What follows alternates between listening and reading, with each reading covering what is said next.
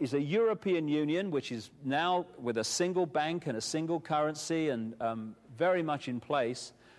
The American Union, the America's version of the European Union. The European Union came out of a free trade area called the Common Market, the EEC. The American Union is designed to evolve out of NAFTA, another free trade area, North American Free Trade Agreement. And in 1994, APEC, another free trade area, was created in the East and the Australia area, and that is designed to evolve into the Pacific Union. Under that is designed to come nation states and regions, and then the people, with no power whatsoever to control their own destiny, because the major decisions are made at these higher levels of power, particularly the world level. The microchip is being suggested all over the world. This is a guy at Reading University in England who was microchipped as part of a kind of experiment, but it's not really an experiment. All over the world in our lives now, that we're being prepared to take the microchip. People on one level think it's about electronic tagging and it's about knowing where people are, and that's okay, that's on one level of it. But it's more than that. The guy I talked about very early on in this video series, the guy with the patch on his chest who works for the CIA against his will, he was telling me, and other people have done too, what the microchip can really do. And if we allow ourselves to be microchipped on the basis of, oh, well, it's better than having credit cards and money, that's what the cashless society is about. It's about getting people to be microchipped. And we'll never lose our child again if we microchip them at birth. All this stuff's being suggested now. But he said, you know, when people are microchipped, they are giving external control of their physical health, their emotions, and their mental processes, their mental faculties, their mental perception to whoever controls the microchip. And if everyone's microchipped, you suddenly got mass control on the end of a button, almost, of the population. That's the idea. That's what we're being drawn into as part of this agenda as it unfolds. And if we say no to one thing only and then go back to watching The Price is Right, let us say no to the microchip, because then at least we've got a bit of a chance here. The United Nations symbol came out of the Freemasonic symbolism also. The United Nations was created to be a focus for the centralization of global power, like that world government on that earlier slide. The sections in that target-type symbol of the United Nations, there's 33. Just happens to be 33 degrees of the Scottish Rite of Freemasonry. And it's kind of nicely framed, isn't it, with those leaves. I wonder where that came from. Oh, yes, I remember now. It's a Freemasonic symbol, again, transferred to the United Nations. These symbols of these various levels of control, the European Union has 12 stars in a circle, etc. They're all esoteric symbols. Now this, I guess of everything I've said so far, this next few minutes are going to be the most important, because I'm talking about the most powerful means of mass manipulation which has been played, this card, for thousands of years, and we're still falling for it. And it is this more than anything that's advanced this agenda to centralization of global power. I call it problem, reaction, solution. Works like this.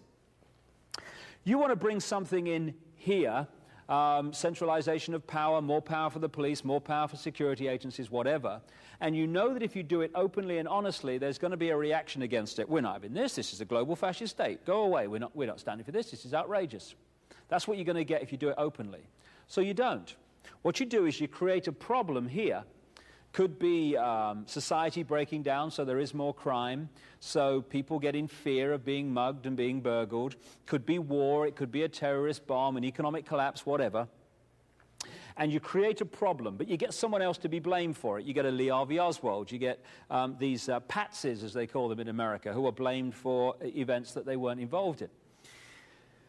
You then get the people in general, by the way that you report your problem, to react by demanding you do something. This can't go on, do something. What are they going to do about it?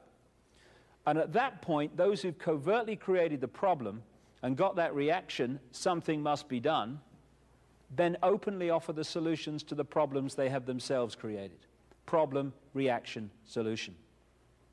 Who benefited from the Oklahoma bomb?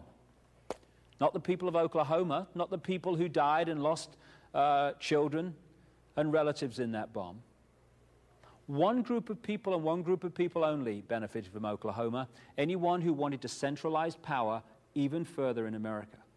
Because anti-terrorism bills went through Congress that took away basic freedoms from Americans purely and only because of that bomb.